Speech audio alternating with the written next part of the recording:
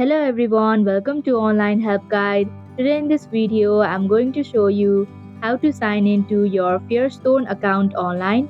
So without any further ado, let's get started. First of all, open up a web browser. Now in the search bar, type in www.fairstone.ca. After you come across this official page, click on the three horizontal lines in the top right corner. Then click on Account Login option. Again, click on the Login button. Now enter your username associated with your account and your valid password. If you do not remember your login details, then click on Forgot your login link. Also, if you do not have an account yet, then you can click on Register Now link to make one. After entering your details, click on the Login button to proceed. And that is how you can sign into Fairstone account online. Thank you for watching Online Help Guide.